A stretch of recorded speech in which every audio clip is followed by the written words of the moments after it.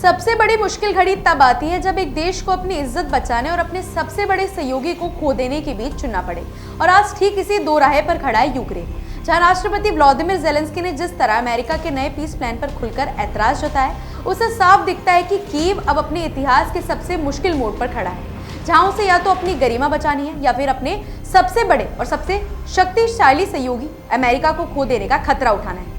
Zelensky ने देश को संबोधित करते हुए कहा कि ये वक्त यूक्रेन के लिए बेहद कठिन है, क्योंकि अमेरिका जिस प्लान को लेकर आगे बढ़ रहा है उसमें वो सब शर्तें शामिल हैं जो यूक्रेन पहले ही कई बार खारिज कर चुका है, जैसे रशिया को डोनबास और लुहांस जैसे पूर्वी इलाकों पर नियंत्रण देना, सेना की ताकत कम करना और आगे चलकर नाटो में शामिल न होने का वादा करना। ये बातें यूक्रेनी जनता के आत्मसम्मान, सुरक्षा और भविष्य से सीधे टकराती है।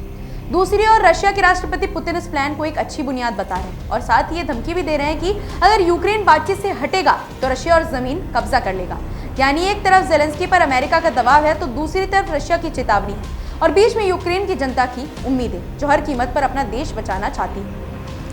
ट्रंप ने भी साफ शब्दों में कहा कि ज़ेलेंस्की को ये प्लान मानना ही होगा, वरना युद्ध चलता रहेगा और हालात और ज्यादा खराब होते रहेंगे। अमेरिका ने तो बाकायदा डेडलाइन भी दे दी है, 27 नवंबर तक यूक्रेन को फैसला करना होगा। हालांकि ट्रंप कह रहे हैं कि अगर बातचीत ठीक चल रही है तो वो तारीख बढ़ा भी सकते हैं। ये पूरा मामला और भी दिलचस्प तब हो जाता है जब हम देखते हैं कि यूरोप पूरी तरह इस प्लान से बाहर कर दिया गया है। फ्रांस, जर्मनी और ब्रिटेन को भी बाद में फोन करके बताया गया है कि अमेरिका क्या कर रहा है। ये देश अब भी ज़ेलेंस्की के साथ खड़े हैं, लेकिन वो भी जानते हैं कि असली हथियार और असली जानकारी तो अमेरिका ही देता है और अगर वो पीछे हट जाएगा तो यूक्रेन की रक्षा करना मुश्किल ही हो जाएगा।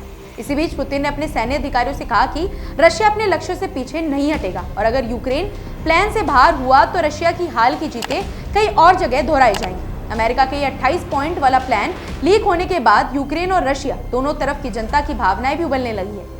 यूक्रेन की जनता कह रही है कि ये कोई शांति योजना नहीं है, बल्कि युद्ध को और ज्यादा बढ़ाने की योजना है। वहीं रशिया कब्जे वाले इलाके में लोग कह रहे हैं कि उन्हें उम्मीद है कि यूक्रेन इस प्लान पर साइन नहीं करेगा, क्योंकि ये उनकी लड़ाई और त्याग का अपमान होगा। इस प्लान में रशिया को सिर्फ जमीन ही नहीं मिलती, बल्कि उसे ग्लोबल इकोनॉमी में वापसी जगह मिलती है। G8 में शामिल करने और उससे सारे प्रतिबंध हटाने की भी बात होती है, जबकि यूक्रेन को एक सीमित साइज सेना, सीमित सुरक्षा और नाटो से दूरी मिलेगी, जो किसी भी संप्रभु देश के लिए बेहद कड़वी शर्तें हैं। ज़ेलेंस्की ने कहा कि वो अमेरिका से झगड़ा नहीं चाहते, बल्कि अपने हितों की रक्षा भी करना चाहते हैं। उन्होंने कहा कि वो शोर नहीं मचाएंगे, बल्कि शांत रहकर विकल्प देंगे, बातचीत करेंगे और कोशिश करेंगे कि कोई ऐसी राह निकले जो यूक्रेन की इज्जत और सुरक्षा दोनों को बचा सके।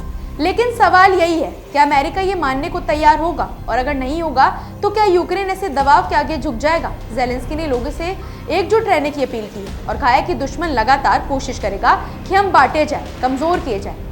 ट्रंप का साफ संदेश है, अगर प्लान पसंद नहीं है तो लड़ते रहो, और पुतिन का संदेश भी उतना ही साफ है, अगर मानोगे नहीं तो और जमीन ले लेंगे हम। बीच में फंसा है यूक्रेन, युद्ध से थका हुआ, नुकसान झेल चुका, लेकिन अब भी अपनी पहचान और भविष्य के लिए लड़ता हुआ। फिलहाल ऐसी ही जानकारी के लिए जुड़े रहिए हमारे चैनल द इंडिया मूव्स के साथ।